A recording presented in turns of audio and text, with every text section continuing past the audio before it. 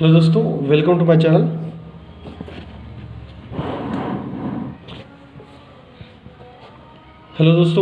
Channel. Basically आज हम लोग संपूर्ण इतिहास तो नहीं देखने वाले, क्योंकि संपूर्ण इतिहास को बहुत ज़्यादा समय लग जाता है। मैंने जो कोशिश किया हूँ कि आप लोगों को एक सीक्वेंस बताने की कोशिश किया हूँ कि किस तरीके से हमारा मोटा मोटा इतिहास चलता है ना, किस तरीके से साम्राज्य आते हैं और किस तरीके से बड़े बड़े राजा आते हैं। तो इस तरीके से मैंने कोशिश किया हो कि आपको टोटल जो हिस्ट्री का सीक्वेंस है कि कहाँ से शुरू होकर भारत का इतिहास आज़ादी तक आता है, उसके लिए मैंने कोशिश किया हो कि एक ही वीडियो में आप लोग चीज़ें समझ जाए, ताकि आपको रिवाइज़ करने में इजी हो जाए। जनरली हम लोग यही करते हैं कि छोटे छोटे सीक्वेंस को याद तो कर लेते हैं, मतलब छोटी सी घटना को याद कर लेते हैं कि जैसे अकबर का युद्ध महाराणा प्रताप जी से हुआ था, या फिर हम लोग देखा जाए तो इब्राहिम लोदी का जो युद्ध हुआ था, किससे हुआ था? इब्राहिम लोदी का युद्ध अपने बाबर भाई साहब से हुआ। तो हम लोग को छोटी छोटी घटनाएं तो याद हो जाती है, पर हम सीक्वेंस में ध्यान में नहीं रख पाते कि किसके बाद में क्या हुआ था। तो एक ओवरव्यू देखने की कोशिश करते हैं। अगर मैं शुरुआत से बात करूं तो हम लोग जब भी इतिहास को पढ़ते हैं तो सबसे पहले आता है जिक्र आदि मानव का, है ना। आदि मानव, आदि मतलब बहुत पुराने मानव, आदि मानव। तो हमारी इतिहास की शुरुआत आदि मानव से होती है। वैसे हम लोगों ने अपने इतिहास को, भारत के इतिहास को 3 हिस्सों में बांट के रखा है। आप लोगों को पता भी होना चाहिए, प्राचीन भारत, मध्यकालीन भारत और आधुनिक भारत। मतलब 3 हिस्सों में डिवाइड करके हम पढ़ने की कोशिश करते हैं, है ना। तो अभी हम लोग देखते हैं कि प्राचीन भारत में क्या चीज़ें चल रही हैं। आदि मानव जो है, आदि मानव जब हम लोग जंगलों से निकल कर, या फिर हमारा मानवीय विकास हो रहा था, हम नई नई चीज़ें सीख रहे थे, हम आग की खोज करना सीखे, हमने पहिया बनाना सीखा, हमने औजार बनाना सीखा। बहुत सारी चीज़ें हम लोगों ने उस समय सीखी और कुछ डेवलप होकर हम समुदाय और समाज में रहना सीख रहे थे। तो ये पीरियड कौन सा होता है? आदि मानव का। इन्हीं में हमारी डिपेंडेंसी पत्थरों पर आ जाती है। तो जब हम लोग टोटली पत्थरों पर डिपेंडेंट होते हैं, पत्थरों से हम लोग घर बनाते, पत्थरों से पहिया बनाते, पत्थरों के औजार बना रहे थे, तो उसी पीरियड को पाषाणकालीन युग कहा जाता है। नवपाषाण, पुरापाषाण आप लोगों ने सुना होगा। इसी के बाद में हमारा विकास होते होते आदि मानव तो नहीं रहे, पर हम समुदाय में रहने लगे। उसके बाद में हम लोगों ने कांस्य धातु का उपयोग करना शुरू कर दिया। उसके बाद में हमने ताम्र धातु का यूज़ करना शुरू कर दिया, होता कभी कभी। और उसके बाद में हमने लोहे की धातु पर आ गए। मतलब हम लोग जिस भी चीज़ पर डिपेंड हो जाते हैं, या फिर बहुत सारे ईरा हम लोग एक ही तरीके की चीज़ से निकाल लेते हैं, तो हम उस युग को उसी का युग कह देते हैं। जैसे अभी देखा जाए तो हमारा युग किसका चल रहा है? हमारा युग चल रहा है अभी टेक्नोलॉजी का, क्योंकि हमारी सारी चीज़ें टेक्नोलॉजी।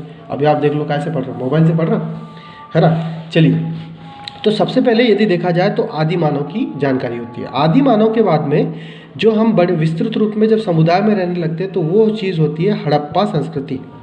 ये हड़प्पा संस्कृति जनरली हमारा जो पाकिस्तान वाला क्षेत्र और हमारा सिंध प्रांत वाला जो क्षेत्र है ना, जैसे राजस्थान हो गया, पाकिस्तान, गुजरात वाला क्षेत्र, और उत्तर का थोड़ा सा क्षेत्र हो गया, तो ये सभी किस में आ जाता है? हड़प्पा संस्कृति में।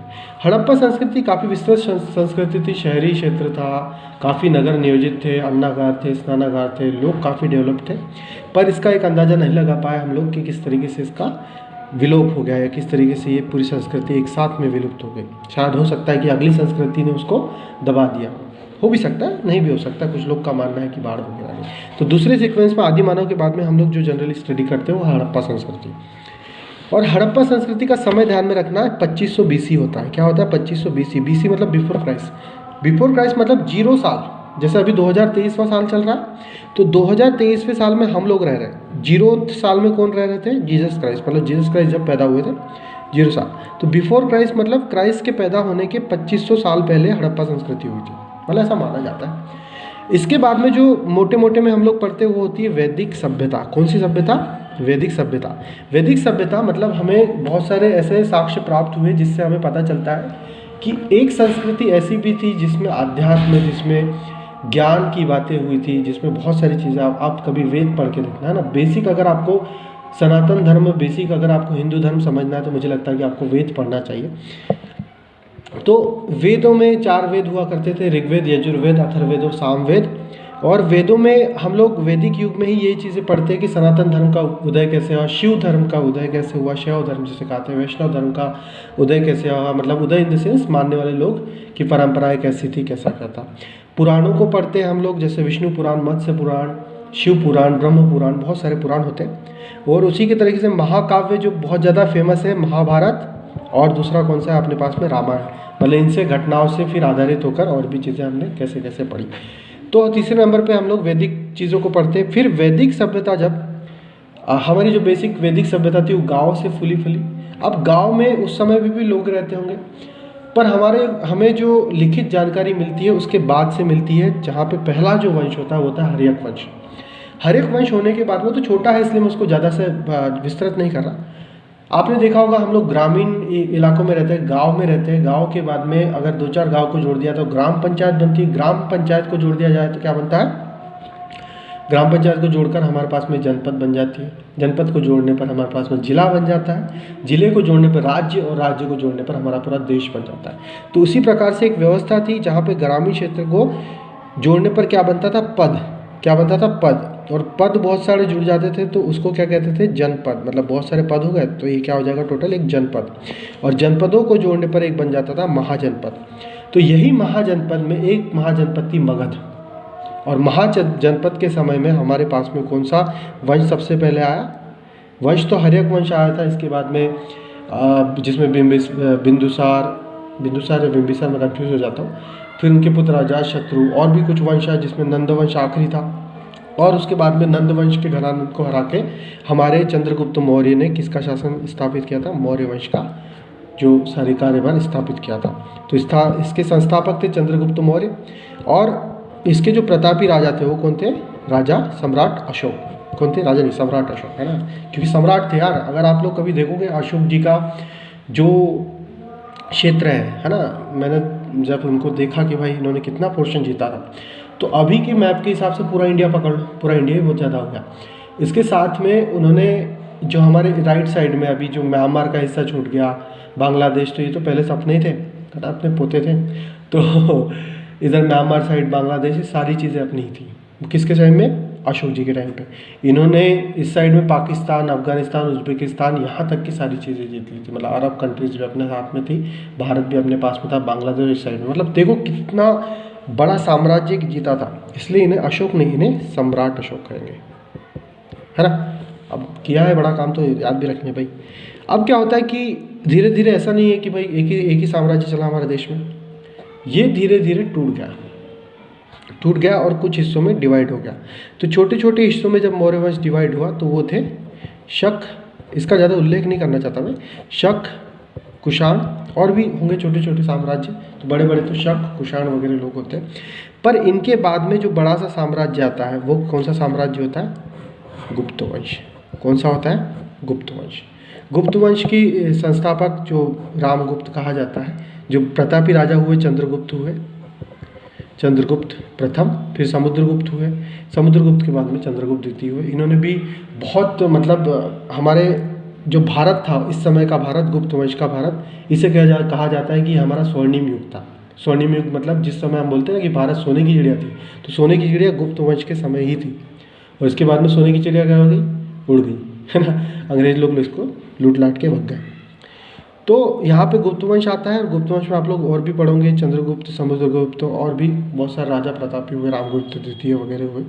और गुप्त वंश भी फिर एक बड़ा सा वंश जब डिस्ट्रॉय हो गया, टूट गया, छोटे छोटे टुकड़ों में टूट गया, तो यहाँ से कुछ न कुछ राजा वगैरह निकले। तो यहीं पे छोटे छोटे राजाओं का उदय, छोटे छोटे वंशों का उदय हो रहा था, जिसमें सातवाहन वंश महाराष्ट्र के नियर बाय और साउथर्न पोर्शन से, और राष्ट्रकूट का उदय हो रहा था। और कहा जाए तो साउथ में 2-3 राज्य जो बहुत समय से चल रहे थे, चोल, चेर, पांड्य थे, है ना। बस अभी एक सिंपल सी जानकारी बस रखिए। तो मेन था हमारे पास में गुप्त वंश। पर इसके बाद में जो भारत के बहुत मेजर पार्ट पे राज्य करने वाला एक वंश था वो था वर्धन वंश। और वर्धन वंश में 2 भाई थे, राज्यवर्धन और दूसरे थे हर्षवर्धन। और हर्षवर्धन काफ़ी प्रतापी राजा थे, है ना। और इसे कहा जाता है कि हर्षवर्धन आखिरी जो सबसे प्रतापी हिंदू शासक हुए थे अपने देश के। चलिए, है ना, जो बड़े लेवल पे, विस्तृत लेवल पे ऐसा माना जाता है। मुझे नहीं पता क्योंकि छत्रपति शिवाजी महाराज भी तो आए थे, महाराणा प्रताप भी तो आए थे, सब भी तो हिंदू राजा थे। पर एक विस्तृत लेवल पे देखा जाए तो हर्षवर्धन को कहा जा सकता है। इसके बाद में जब हर्षवर्धन या फिर वर्धन साम्राज्य का पतन हो गया तो और फिर हमारा देश छोटे छोटे हिस्सों में, देश इन द सेंस एक छोटी छोटी यूनिट में हमारी देश की सत्ताएं डिस्ट्रीब्यूट हो गई, जिसे राजपूत कहा जाता है। मतलब जो जितने भी वंश थे वो जनरली क्या कहलाते थे उस समय में, राजपूत कहलाते थे। जिसमें एक मेजर नाम आप लोगों ने सुना होगा, चौहान। चौहान आपने सुन रखा होगा, पृथ्वीराज सिंह चौहान। और दूसरे टाइप के राजा थे, जैसे सोलंकी थे और तोमर थे, सोलंकी थे, तोमर थे, और भी थे, है ना, गढ़वाल वगैरह टाइप के थे, परमार थे, और गोंड राजा थे, और भी बहुत सारे थे। तो ये यहाँ पे डिस्ट्रीब्यूट हो गए। पर यहाँ पे जब हमारे यहाँ पे राजपूत लोगों का शासन हुआ, तो यही से हमारे यहाँ पे इस्लाम धर्म को मानने वाले लोग, जो हमारे देश में पहले से मौजूद नहीं थे, इस्लाम धर्म को मानने वाले लोग हमारे यहाँ पे शासन करना स्टार्ट किए। तो यहाँ तक, जहाँ तक हम लोग प्राचीन सभ्यता पढ़ते हैं कि हमारा देश आदि मानव से लेकर हड़प्पा को गुजरते हुए, वैदिक से होते हुए, मौर्य काल से होते हुए, गुप्त काल से होते हुए वर्धन तक पहुँचता है और राजपूतों में टूट जाता है।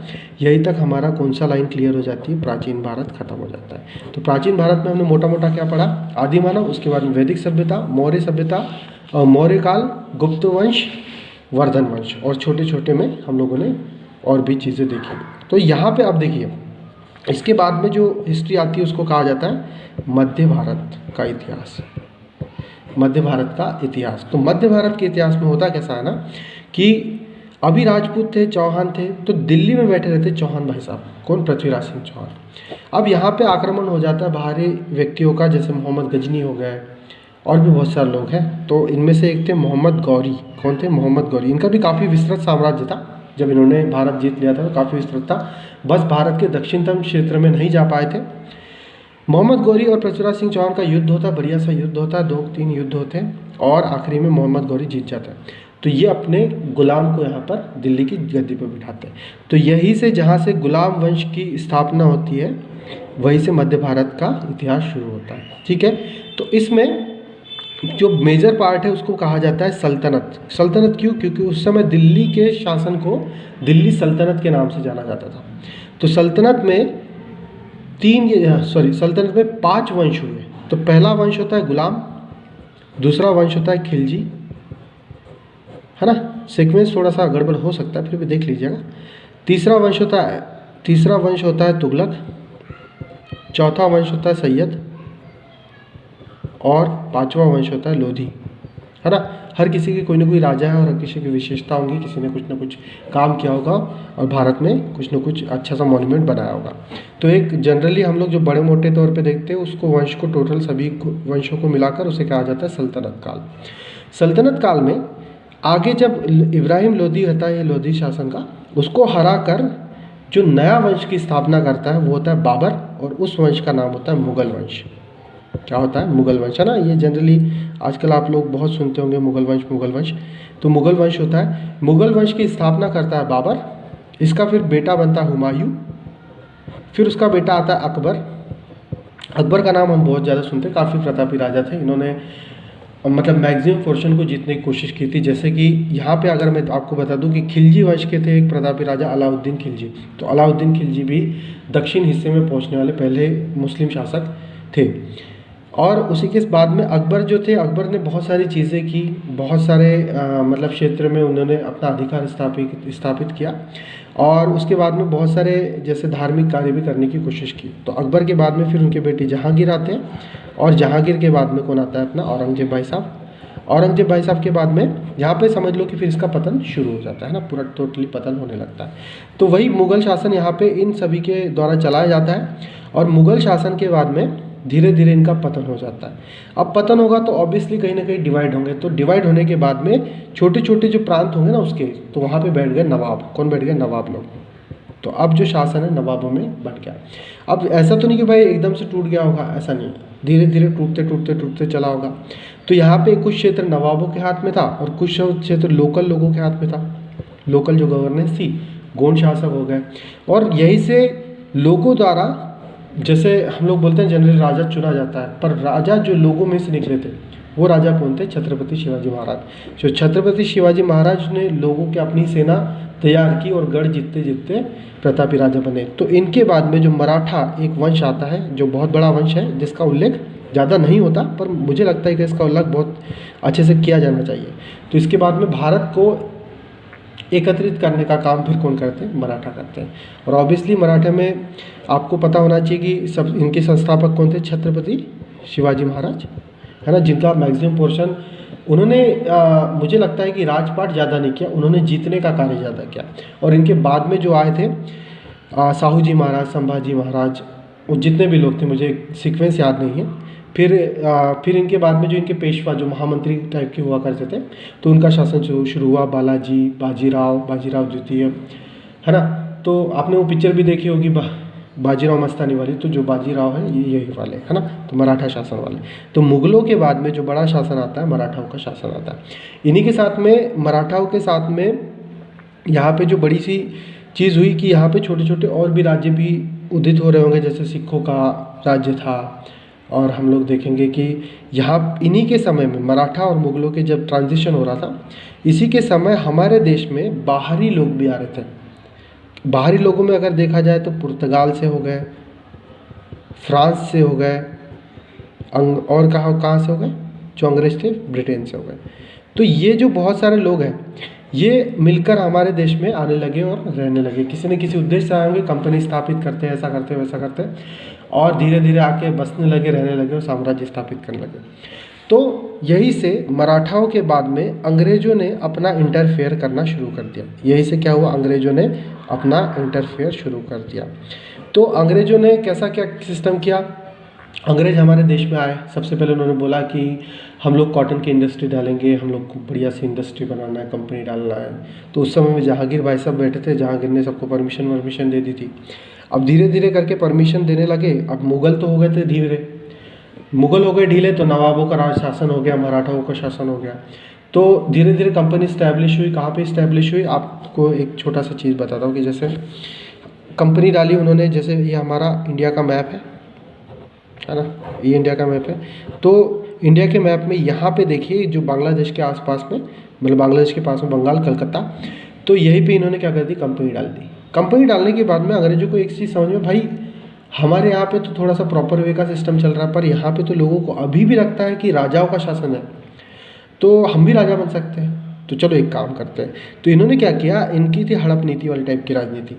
तो यहाँ पे बैठा था नवाब कौन? सिराजुद्दौला, है ना, सिराजुद्दौला। तो उनके दादा भी थे, कुछ तो भी दादा का नाम था, मैं भूल गया, मुझे याद नहीं आ रहा। तो सिराजुद्दौला को उन्होंने टोपी पहनाई। उन्होंने क्या किया? सिराजुद्दौला से युद्ध कर लिया, मतलब यहीं पे थोड़ा थोड़ा अपने पैर फैलाने शुरू किए, अपनी एक रेजिमेंट बुला ली, रेजिमेंट के साथ रहने लगे और बोला कि चलो युद्ध करते हैं, हमको चाहिए अपना शासन। शुरू में पहले इन्हीं के पास गए थे, सिराजुद्दौला के पास में ही गए, उन्हीं को बोला कि हमको 5 गाँव दे दो। उसने बेचारे ने 5 गाँव दे दिया और बोला कि हाँ मज़े करो। तो मज़े करते करते इसी को लूट लिया। फिर सिराजुद्दौला से युद्ध करते समय इन्होंने क्या टोपी पहनाई? इन्होंने इसी के जो सेनापति था, मीर कासिम था शायद, तो मीर कासिम को अपने घेर में ले लिया और घेर में लेके उसको बोला कि भाई देख, हम लोग युद्ध करेंगे, युद्ध में तेरे को हमारा साथ देना है, तू हमारा साथ देगा। कौन? मीर कासिम। तो मीर कासिम ने को बोला कि तू हमारा साथ देगा तो हम क्या करेंगे, तेरे को गद्दी पे बिठा देंगे। तो मीर कासिम को वैसे उन्होंने क्या किया? गद्दी पे बिठा दिया और सिराजुद्दौला को हटा दिया। सिराज भाई साहब चले गए, फिर खुद ने जीत लिया प्रांत। अब उसके बाद मीर कासिम भी सेम धोखा करने लगा, तो मीर कासिम को हटाने के लिए उसके सेनापति को भी सेम पट्टी पड़े, और सेम पट्टी पड़ाने के बाद में ये टोटल जो है अपने अधिकृत क्षेत्र में ले लिया।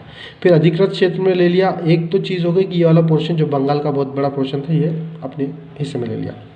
दूसरा पोर्शन उस समय था मैसूर का प्रांत, ये जो मैसूर का इतना सारा प्रांत था, तो मैसूर के प्रांत में उन्होंने क्या, मैसूर का भी नवाब था, कौन था? हैदर अली, उनके बेटे टीपू सुल्तान।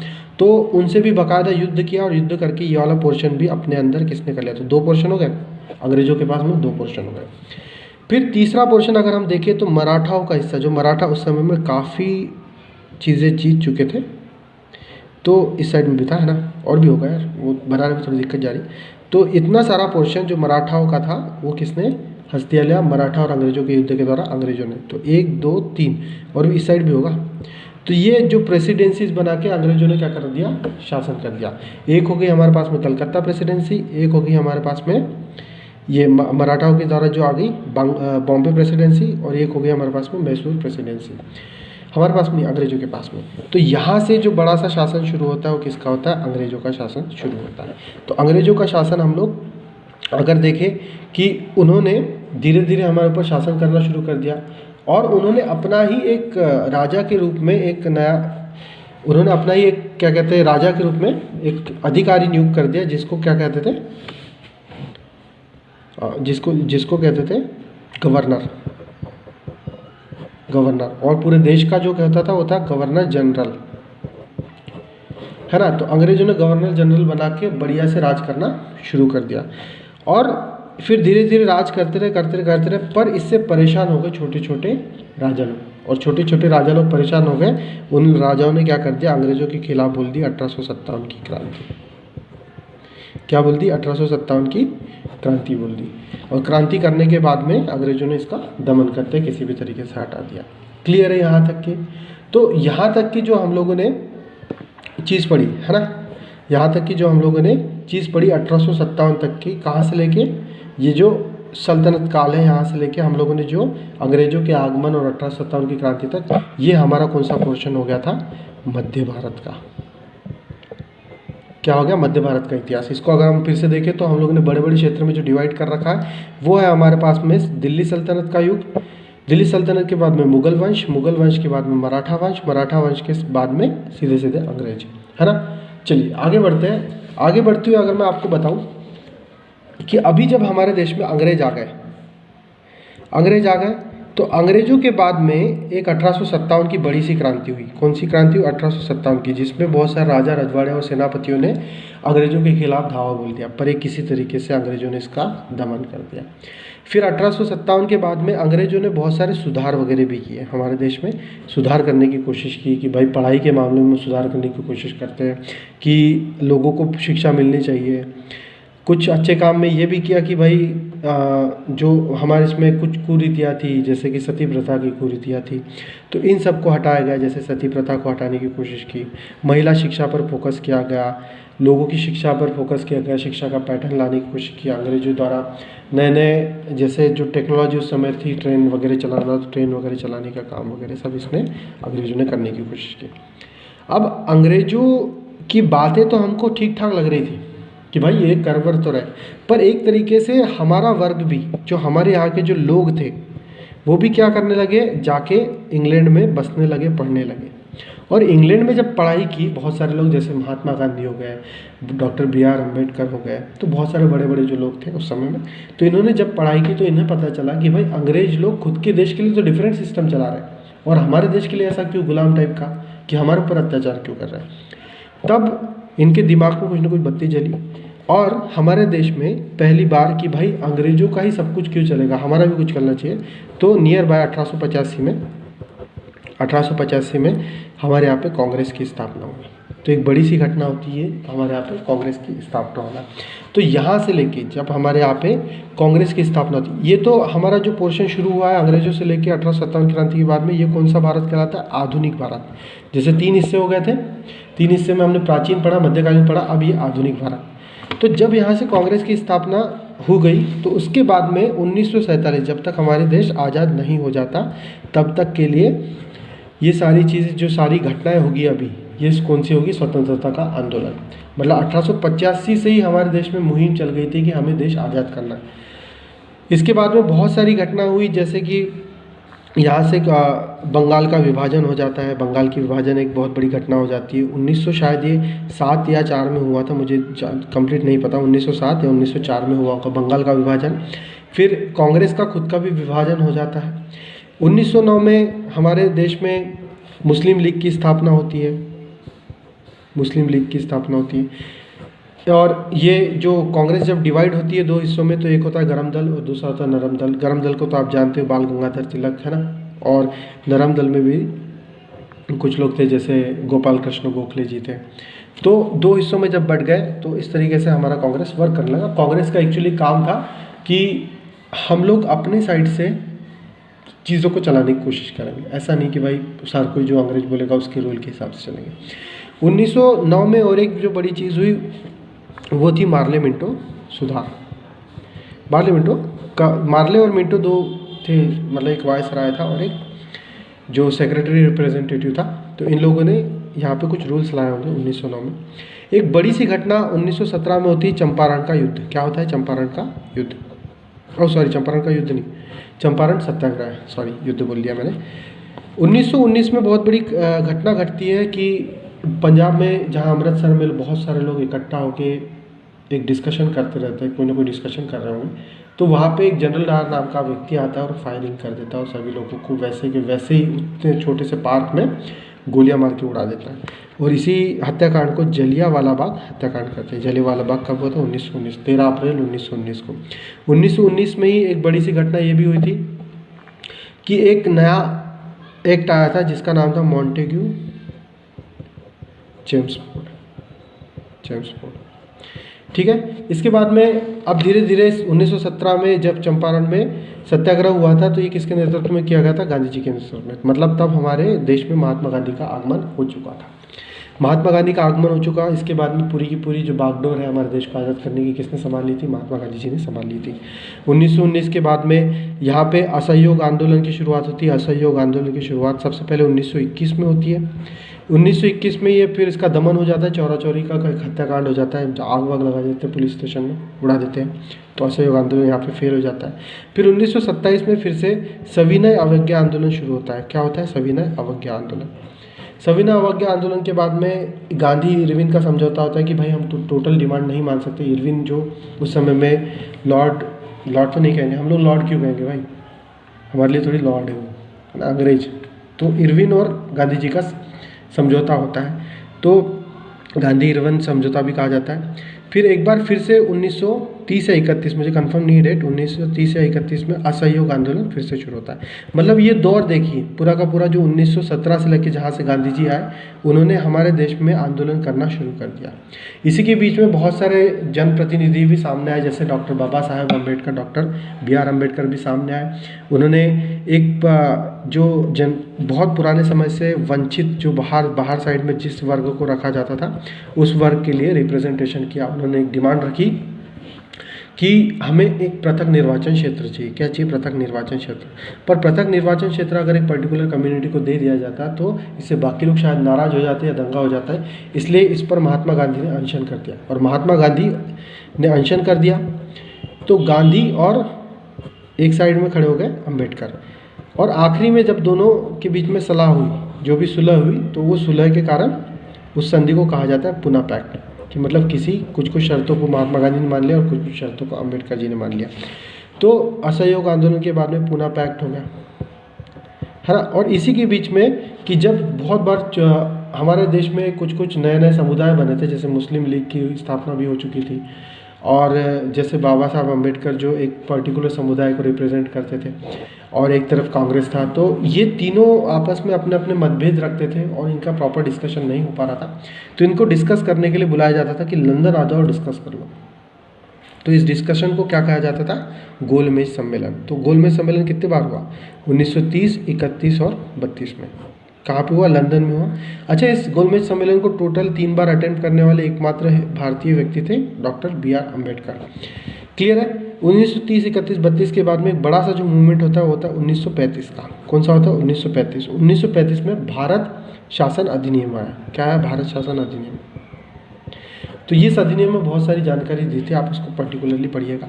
और इसके बाद में जो बड़ा सा मूवमेंट जो आखिरी में आया वो था 1942 का, जब महात्मा गांधी बोले अब छोड़ दो। तो वो जो मूवमेंट था वो था भारत छोड़ो। कौन सा आंदोलन था? भारत छोड़ो आंदोलन।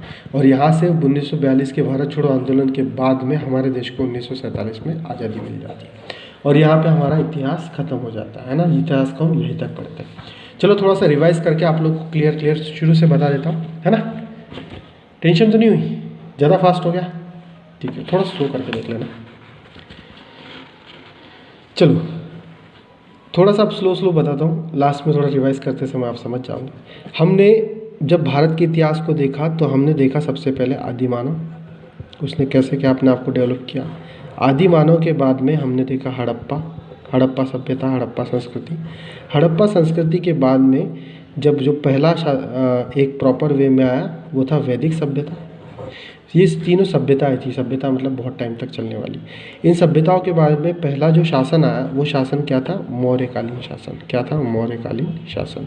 मौर्यकालीन शासन के बाद में छोटे छोटे हिस्सों में डिवाइड हो गया, शुंग, शक, कुषाण, और एक बड़ा फिर बाद में जो साम्राज्य बना वो कौन सा था? गुप्त वंश। गुप्त वंश था। गुप्त वंश के डिवाइड होने के बाद में ये छोटे हिस्सों में फिर डिवाइड हो गया, है ना, कुछ न कुछ हिस्सों में डिवाइड होगा। तो यहाँ से ही उदय होता है वर्धन वंश का। किसका? वर्धन वंश का, जिसमें हर्षवर्धन वगैरह थे। वर्धन वंश के बाद में ये किस में डिवाइड हो गया? राजपूतों में। और यहाँ पे हम लोग देखते हैं कि ये जो पूरा सीक्वेंस है, यहाँ पे हमारा प्राचीन भारत खत्म हो जाता है।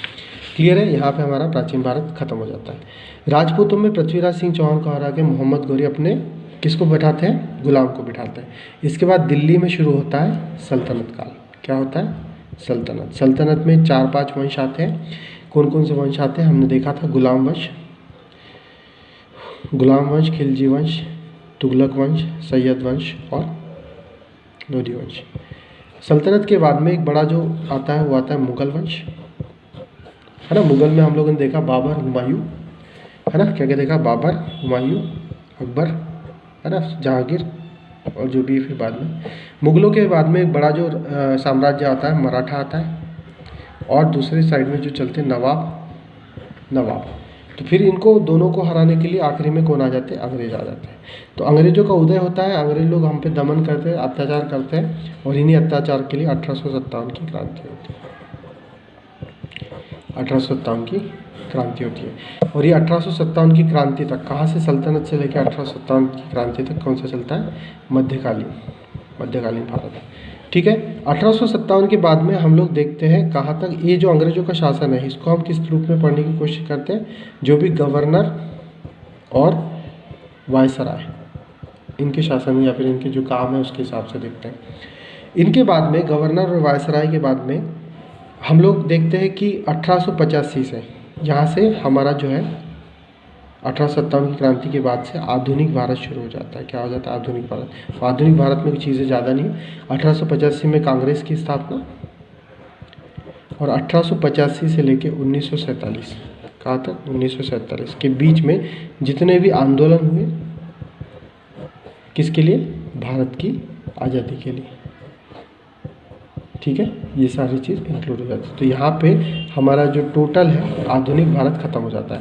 और यहाँ से अगर आप देखो ये पूरी पिक्चर, आदि मानव, हड़प्पा, वैदिक काल, मौर्य, गुप्त, वर्धन, राजपूत, फिर आ जाता है सल्तनत काल, मुगल, मराठा, अंग्रेज, और अंग्रेज आने के बाद में यहाँ पे 1857 की क्रांति, फिर उनके गवर्नर वगैरह बनेंगे, फिर 1885 से 1947 तक हमारी आज़ादी की लड़ाई। तो यही तक हमारा जो टोटल सीक्वेंस है हमारे किसका?